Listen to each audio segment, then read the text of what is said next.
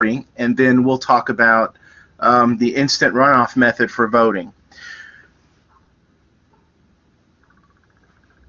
Okay, so we saw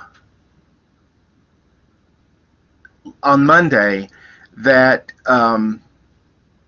the voting method that pretty much everybody uses, the plurality method, which I had some trouble saying Monday, but I figured it out. It's basic. Well, you would think that that's really what the only method you'd need, right?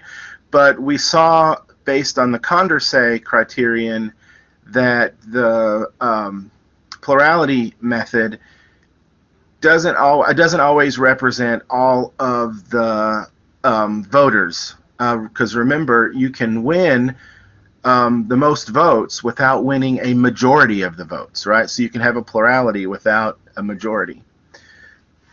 So another voting method that we can use is the instant runoff method, and this is sometimes called the plurality with elimination method, but I don't really think that's an accurate name, since we're not looking for a plurality here, we're looking for the majority. So, but sometimes you'll see this written, like if you go online or you want to review voting methods and you type in instant runoff, also type in plurality with elimination, because that will give you some resources as well. If you want to go in like to Google and type it in to see if you can find some other resources. But again, I don't think that that's a very accurate name, since we're not looking for the most votes. We're actually, in this case, we're looking for a majority of the votes.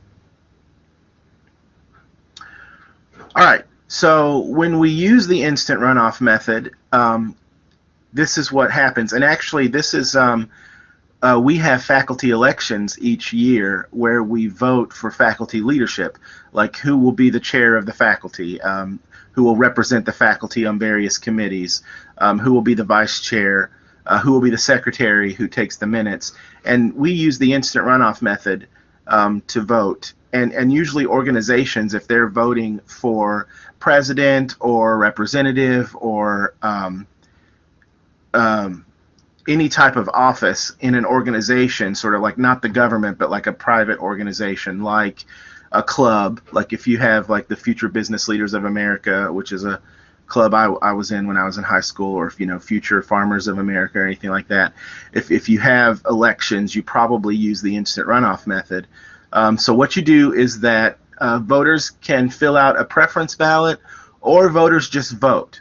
If a preference ballot is not used where you can rank the candidates, then you'll just have to have several elections.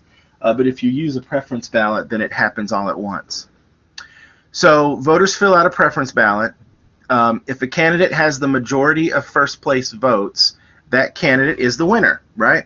So remember, in this case, we need not the most votes or not the plurality, but we need the majority. So you have to have the majority of the first place votes.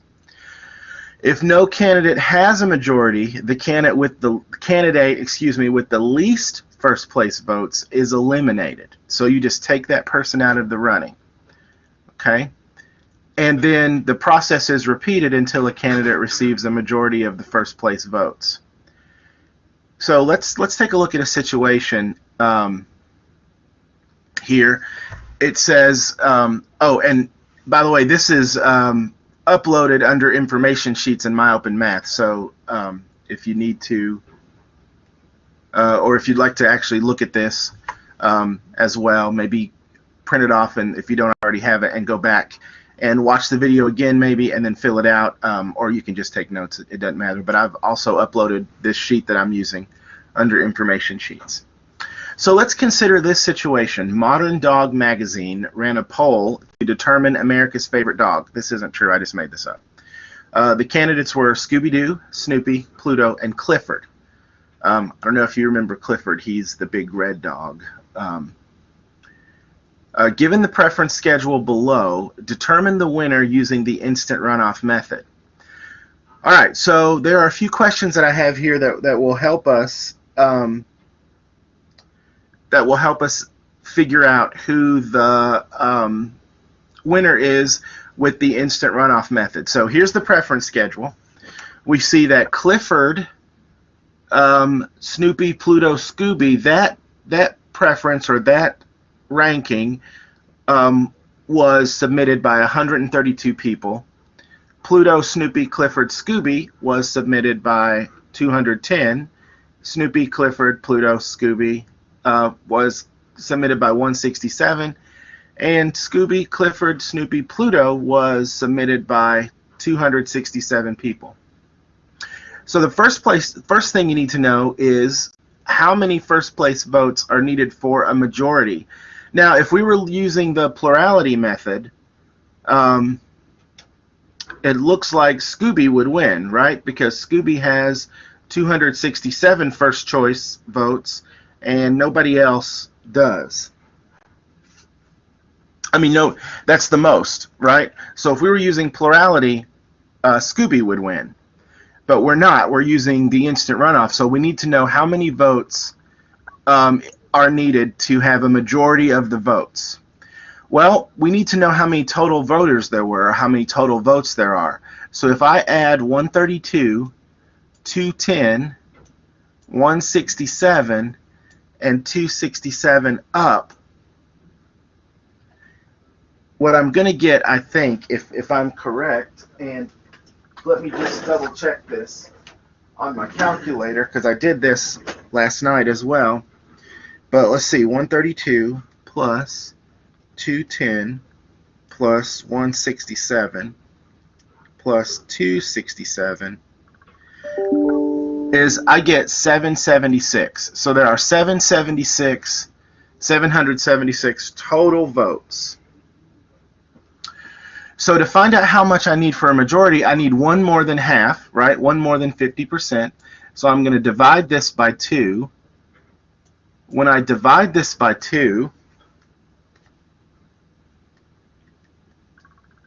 I get 338. So that's half the votes. A majority of the votes would be one more than that. So I need 388.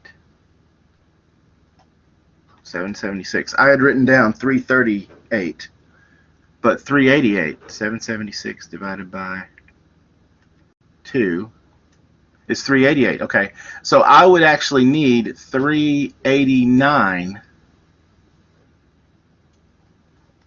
votes to have a majority. I think that's still going to work.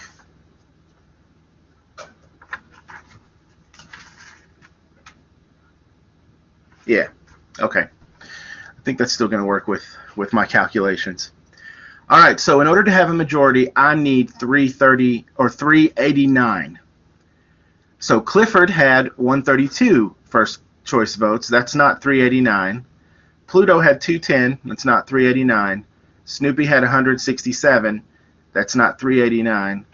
And Scooby had 267. While that's the most votes, that's still not a majority of the votes. So we're going to have to get rid of one of the candidates.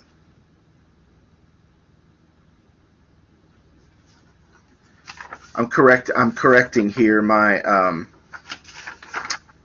correcting my mistake that I did. I wrote 339 instead of 389. All right. So does a candidate have the majority? No. So we need to eliminate somebody. And who do we eliminate? So it says, no, a candidate does not have a majority. This is the next page. So an elimination is needed. Who should be eliminated? Well, who has the least first place votes? Clifford, right? So Clifford should be eliminated because Clifford only has 132 first place votes. That's less than every other candidate. So I'm going to eliminate Clifford.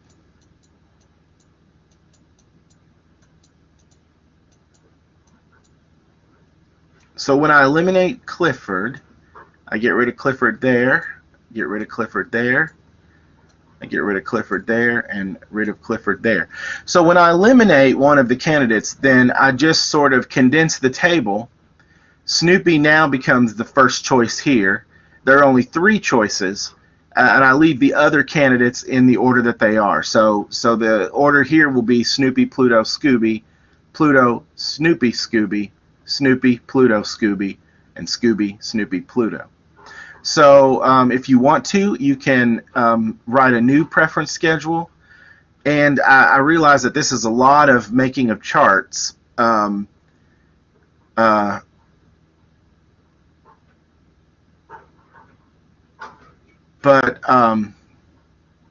I mean, I think it's easier to just go ahead and write a new chart where I'm not worried about Clifford. Or maybe if you could, like, if you're doing this on, for homework or on a test or something, maybe you could just darken that out so you don't even, you don't even recognize that. But so what I've done here is I've gone ahead and given you a new preference schedule, and it looks like this. So now, who has the most first place votes? All right, so when I get rid of Clifford, I have Snoopy, who has 132, so I'm going to say we'll call SN Snoopy. So Snoopy has 132 votes, but wait, there's another column where Snoopy was voted first choice. So that's 132 plus 167. And that equals 299. Remember, the magic number here is, what was it, 389? So we want 389. So Snoopy has 299 votes. It's not the majority.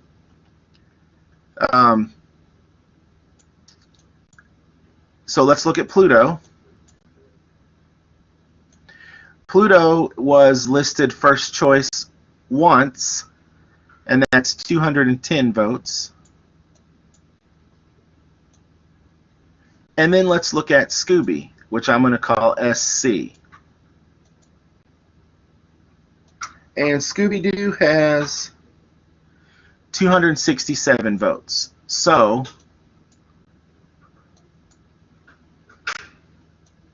Snoopy has 299 votes. That is the most votes after we eliminate Clifford. But is this a majority? So who has the most first place votes? Well, that's Scooby. But is this a majority? No, it's not a majority, so no. So who should be eliminated? Well, who had the least votes? Pluto this time. So let's eliminate Pluto.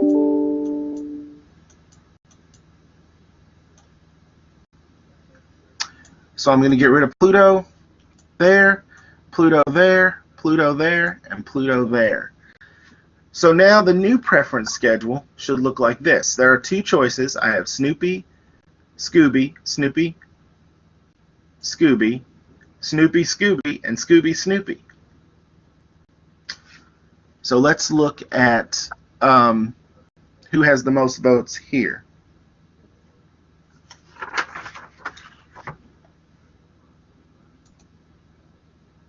Okay, now who has the most first place votes? Okay, if we look back, Snoopy, which I'm going to call SN, he was voted first choice 132 times and 210 times and 167 times.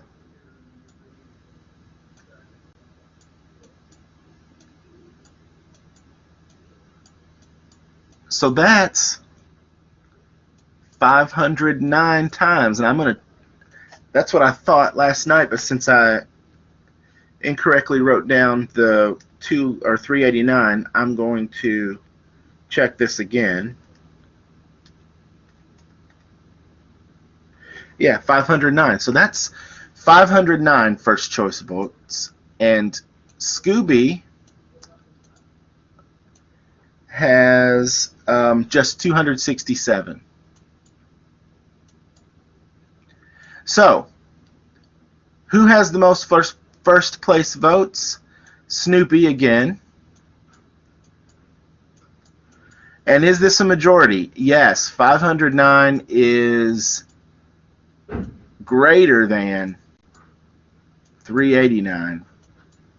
So yes, this is a majority. So the winner is, according to the instant runoff method, Snoopy. And if you didn't use a preference ballot, then every single time we made a new chart, that would just be a new vote. Every single time we eliminated someone, we would just have another vote, right?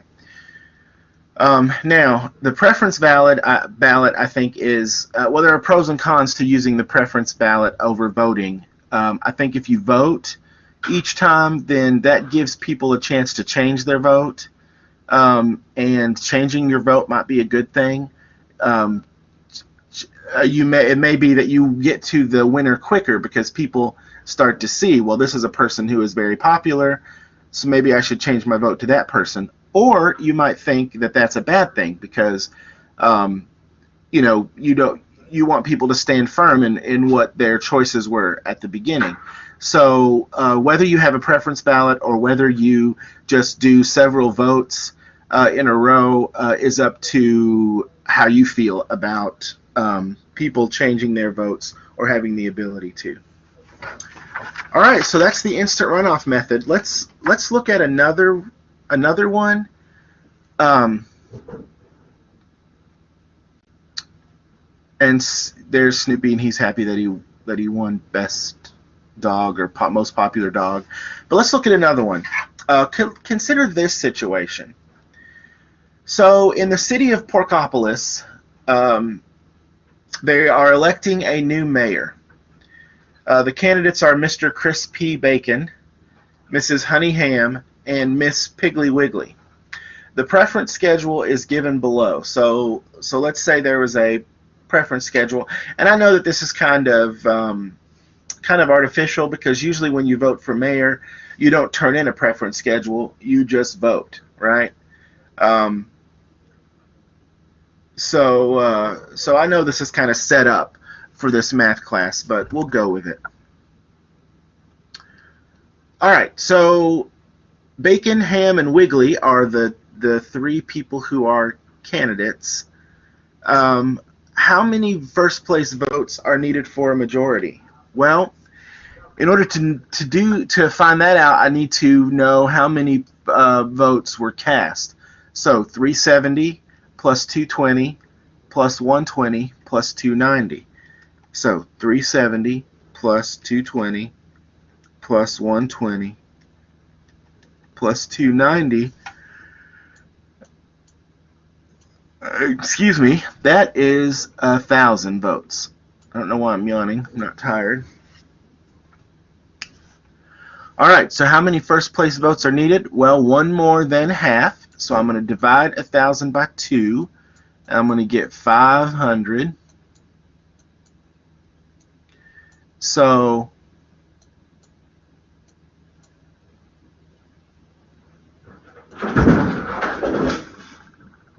uh-oh. So I'm sorry, they're doing some work outside my office. My office is in a room. They're doing some work outside of it, and the table just fell. But anyway, so 500. So I need one more than 500, or 501. And in this case, does any candidate have the majority?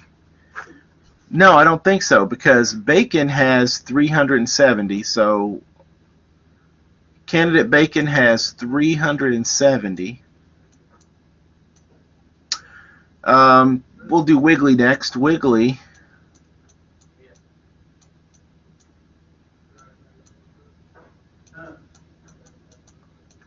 has 290.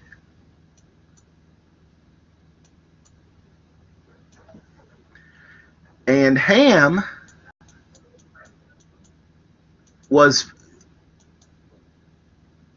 oh, well, I could have just wrote a W and an H, which is what I meant to do. Doesn't matter. So Ham has 2 rankings in which he got first place, or she, I'm sorry, she got first place, or first choice, and that's 220 and 120. So that's actually what, 340? So Bacon got 370, Wiggly got 290, and Ham got 340. Those are not 501 or greater, so there's no majority yet. So a candidate must be eliminated. And since Wiggly got the lowest number of first place votes, let's eliminate Wiggly. So, no, someone must be eliminated. Who? Wiggly, we said, so we'll eliminate Wiggly.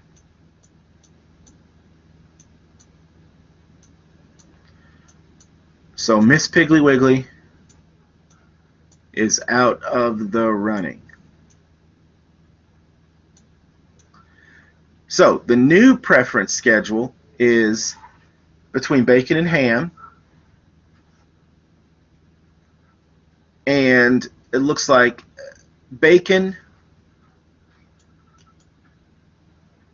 was the first choice for 370 people.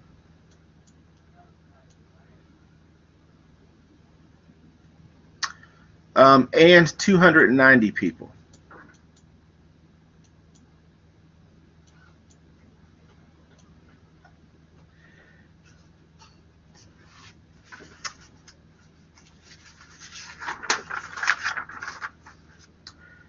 So I think that 370 and 290 is 660, but again, let me choose 370 plus 290.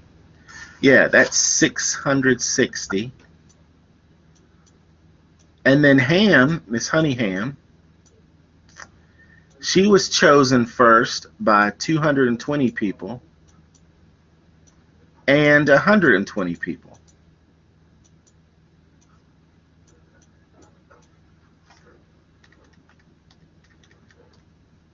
And that's 340 people again. Okay, now, who has the most votes? Well, Bacon, for sure. And is that a majority? Yes, it's greater than 660 is greater than 501. So that's definitely a majority. So Bacon is the winner.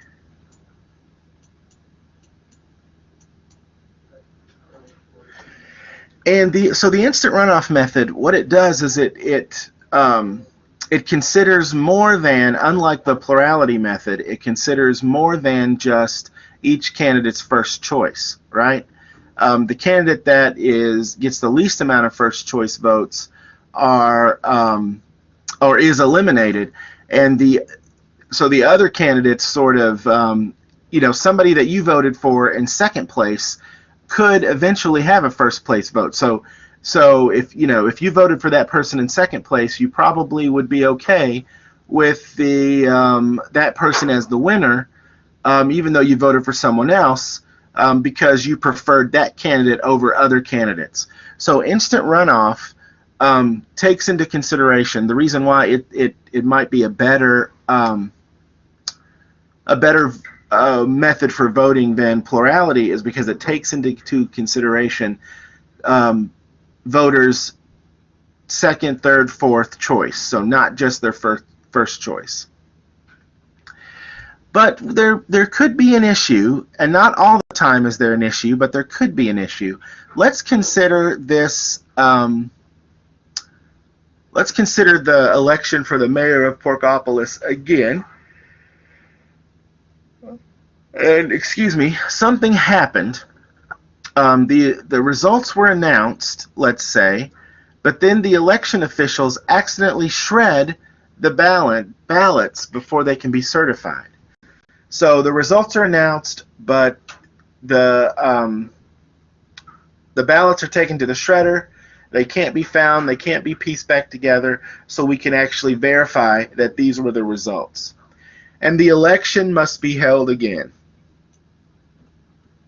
So let's say that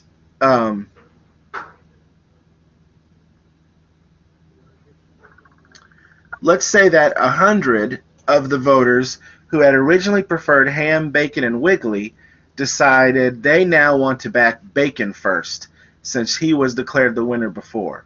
So they vote Bacon, Ham, Wiggly. So that's exactly what can happen when you have an election where you don't do a preference ballot, right? When after somebody is eliminated, you can decide to change, okay? But this is not changing because someone was eliminated. This is changing because we need to re-vote. But 100 voters who had originally preferred Ham, Bacon, and Wiggly decide they want to back Bacon first since he was declared the winner before, so they vote Bacon, Ham, Wiggly in the second election. And the new preference schedule is below. So now, Bacon, Ham, and Wiggly have 470 votes instead of just 370. Ham, Wiggly, and Bacon has 220 votes. Ham, Bacon, Wiggly has just 20, because remember there were 120 of these votes. Just a second.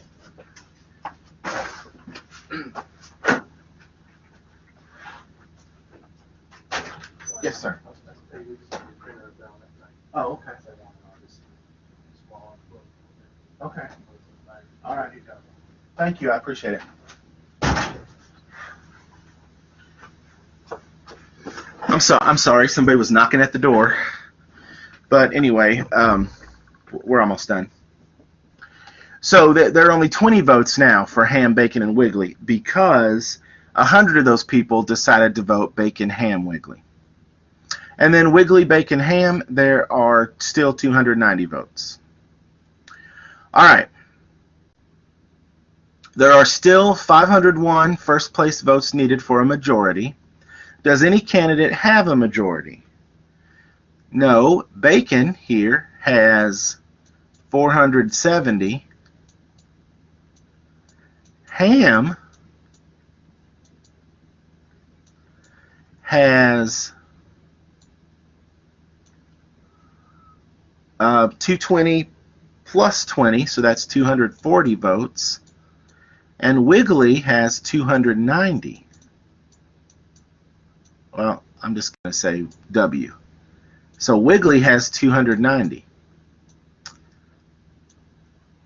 So no one has a majority, but this time who needs to be eliminated? This time Ham is going to be eliminated, right?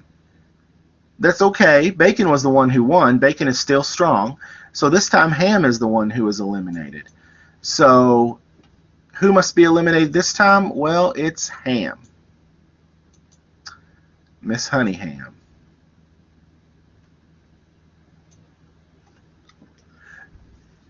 So I'm going to eliminate Ham, Ham, Ham, and Ham.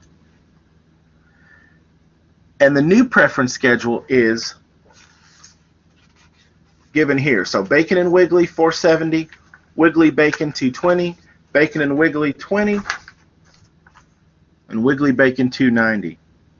So the new preference schedule is, oh, not the new preference schedule, sorry, but the new total for Bacon would be 470, 20, so that's 490.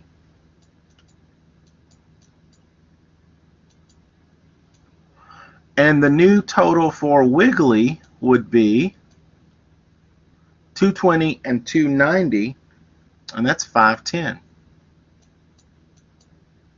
So who's the winner? Wiggly, because 510 is greater than 501.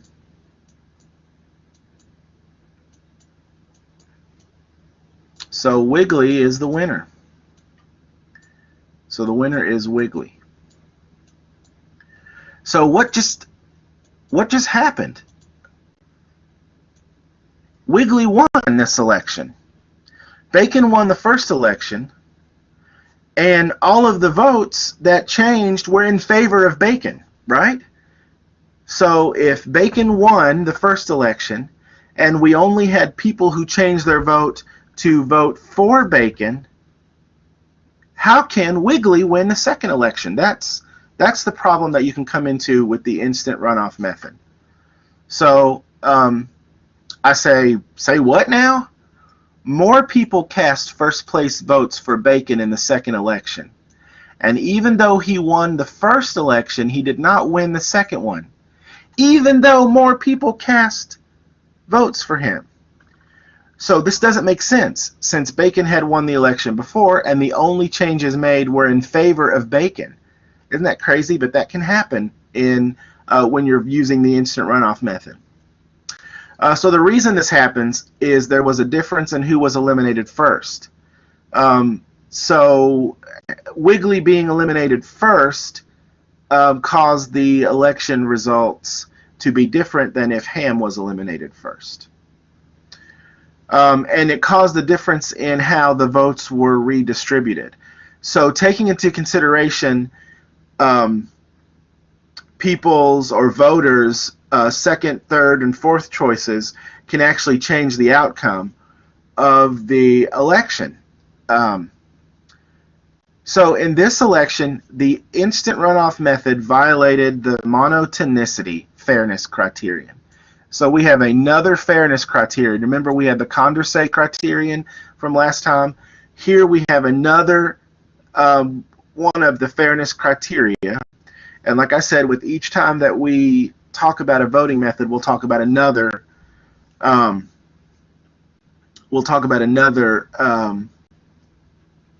Fairness criterion as well.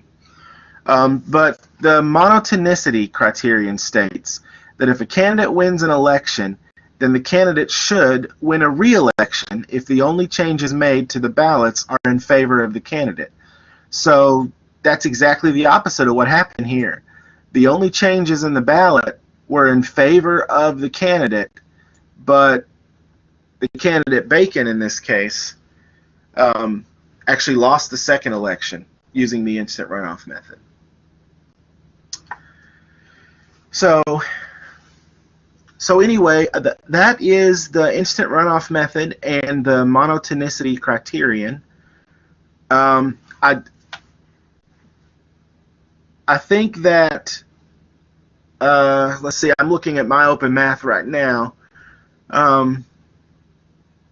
I think that you can now complete homework N and quiz 5. And on Monday, we'll talk about the board account method. And then we'll have the pairwise and approval methods to talk about. And then we'll actually be ready for another exam. This Unit 3 is a little quick. Now, I'm still working on those exams for that I got the second and first exams. So I'm still grading those. I'll post those onto my Open Math gradebook when I get the grades for those done. But I'm done for today unless you have any questions. So do you have any questions for me? Thank you. All right, no problem. So, Ian, I'm sorry about having to get a knock at the door, but if you need to look back at this session, I'll have it posted in just a few minutes on my Open Math. So just remember, if you have any questions, just send me an email or let me know, and I'll be on Wednesday in Wolfe County to answer any questions that you may have in person. Also, if you haven't taken Test 2 yet, I've been talking to Miss Creech. She has Test 2, and so I'd like to pick it up on Wednesday of next week, a week from today. So if you haven't taken Test 2 yet, try to schedule a time with her to take that. And Yeah, I think I'm going to take it today. Okay, that sounds good. So I guess I will talk to you later, and we'll see you on Monday then. Bye. All right, bye-bye.